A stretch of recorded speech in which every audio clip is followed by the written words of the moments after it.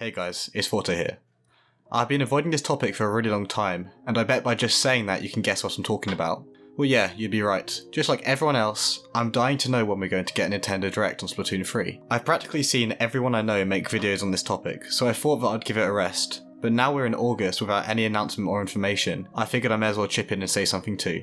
What I do have to say is that although it's frustrating that we haven't got any news yet, news will come, and I think it'll be good stuff too. Nintendo obviously hasn't wanted to give too much away so far, and I think they must be doing that for a reason. Most of Nintendo's game-specific directs air about a month or so before its actual release, so getting one right now or in a couple days would actually be a bit off-brand for them anyway. I think if we follow that rule, we will probably get a Splatoon 3 Direct on the week of August 9th, and hopefully we'll get an announcement of it in the next 5 days or so. I think when people say they're annoyed that we've got no content yet, I think what they actually mean is they're annoyed that we haven't been given an announcement for content yet. I think that if Nintendo didn't leave us in the dark and just told us when they're going to announce something, everyone else would be a lot more relaxed about this game. But what can you do? It's Nintendo. Anyway, I don't think there's much more point predicting what exact frame Nintendo is going to release stuff. I don't know about you, but I'm much more interested in what stuff is going to be revealed in the Direct. In my opinion, there are 3 aspects of the game that have got to be in there, so let's take a look at those. And just before we start, I want to say thank you for everyone who's subscribed to my channel and supported me so far. If you are new or haven't subscribed, please consider hitting the sub button, it would really help me out. Okay, so maybe this is a bit selfish, but I really want to get a bit more detail on how the Squid Roll will work. So far, what we've seen, the Squid Roll is a defining feature that makes Splatoon 3 special compared to the previous games, and this ability looks like it can completely change the way we play Splatoon. We've seen brief footage of the Squid Roll, and we've even seen that it has invincibility frames on it, which is crazy. Even so, I want them to go slightly further and tell us how it works.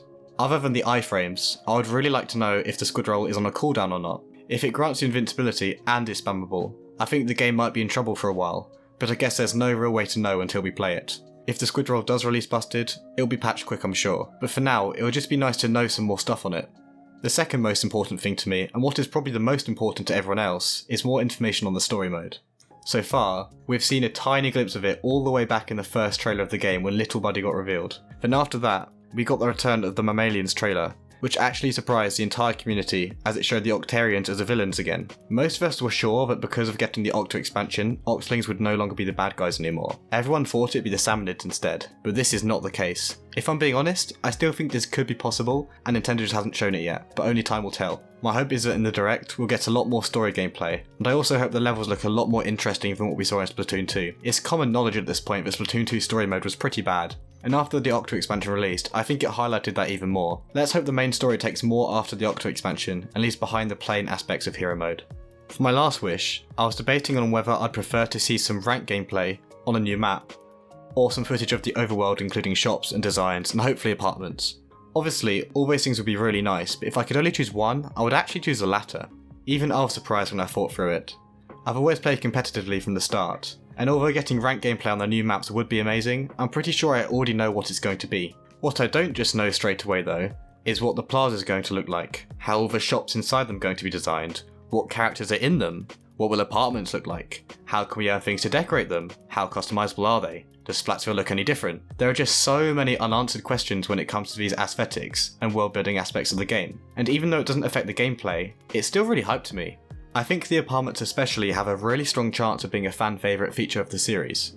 Personally, my favourite thing that could be done with them is that if you could earn levels of customization through either completing achievements or achieving high ranks in battles. If they make everything too easy to get like they've done in the 2 previous games, it will probably make things boring. Obviously, this all depends if apartments are even in the game at all, but for now, I can hope. Overall, these are the 3 things that I really do want in the Splatoon Direct. You know, we might not get all of them, and we might get more than we expected, but honestly, at this point I just really want to see the Direct. I'm sure that's what everyone also wants to see. If I'm being honest, I actually have quite a lot of hope for this game. I see lots of creators starting to make videos, which they will become big when the game comes out, so I really think that the competitive side of the game can really grow this time. If the game has the right stuff in it, and the community comes together at the same time, I genuinely think we can make Splatoon 3 the biggest Splatoon game yet, bigger than 1 and 2 combined. So let's see if that happens. But anyway, thanks so much for watching everyone. Thanks to you, my channel is growing really quickly, and we're getting closer and closer to 500 subs. Please consider subscribing if you like my content, and want to be kept up with everything Splatoon. But anyways, until next time, peace. Also, if we don't get a test fire, I'm gonna